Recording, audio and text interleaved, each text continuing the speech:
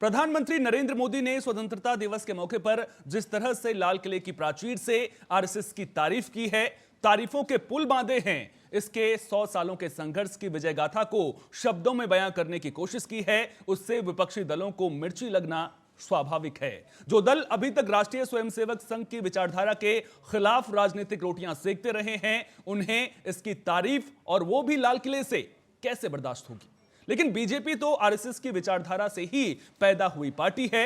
2024 के लोकसभा चुनाव से पहले बीजेपी ने भी अपने हित में किए गए संघ के संघर्षों को भुलाने की कोशिश की थी, लेकिन अब उसी पार्टी के सबसे लोकप्रिय नेता और देश के प्रधानमंत्री मोदी को अगर सांस्कृतिक राष्ट्रवाद के मिशन पर काम करने वाले इस संगठन का गौरवगान करना पड़ा है, तो इसके पीछे भी निश्चित रूप से एक मजबूत बैकग्राउंड होगा। पहले कुछ बाइट आपको सुनाते हैं, फिर इसी पर चर्चा करेंगे कि आरएसएस की तारीफ करना क्या बीजेपी का यू टर्न है और यह बात विपक्ष को क्यों चुभती है। आज मैं बहुत गर्व के साथ एक बात का जिक्र करना चाहता हूं। आज से 100 साल पहले एक संगठन का जन्म हुआ, राष्ट्रीय स्वयंसेवक संघ। 100 साल की राष्ट्र की सेवा एक बहुत ही गौरवपूर्ण स्वर्णिम पृष्ठ है।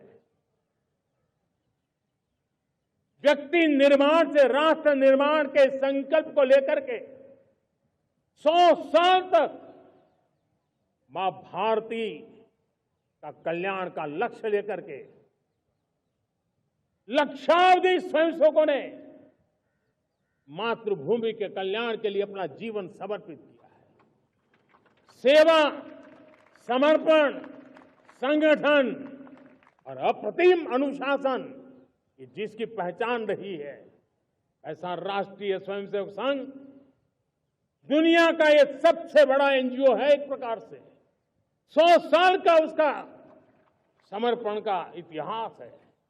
आज लाल किले की प्राचीर से 100 साल की इस राष्ट्र सेवा की यात्रा में योगदान करने वाले सभी स्वयंसेवकों को आदरपूर्वक स्मरण करता हूं और देश गर्व करता है राष्ट्रीय स्वयंसेवक संघ की इस 100 साल की भव्य समर्पित यात्रा को, और हमें प्रेरणा देता रहेगा।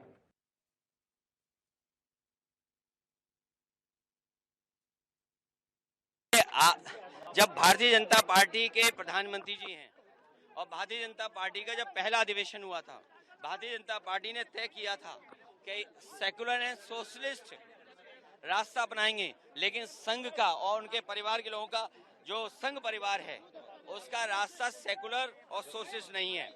ये मुंह से तो हैं स्वदेशी, लेकिन मन से नहीं, मन से विदेशी हैं। आरएसएस के संदर्भ में दो व्यूज हैं इस मुल्क में, एक हमारा व्यू है और एक मोदी जी का और उनके साथियों का व्यू है।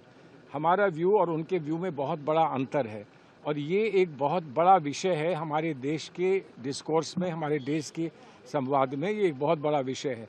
इसलिए मैं ये मानता हूँ कि जहाँ पर इतना अंतर है लोगों के बीच में, उसको आज राष्ट्रीय पर्व, एकता पर्व के दिन पर उस विषय को नहीं छेड़ना चाहिए। अब उन्होंने छेड़ा है, मैं उसको आगे नहीं बढ़ाना चाहता। प्रधानमंत्री जी को और किसी को बुरा ना लगे, 11 वर्षों में लाल किले के प्राचीर से जब प्रधानमंत्री बोलते हैं तो हमें उम्मीद होती है कि देश के प्रधानमंत्री की तरह बिना विद्वेष, पूर्वाग्रह, झुकाव के बोलेंगे।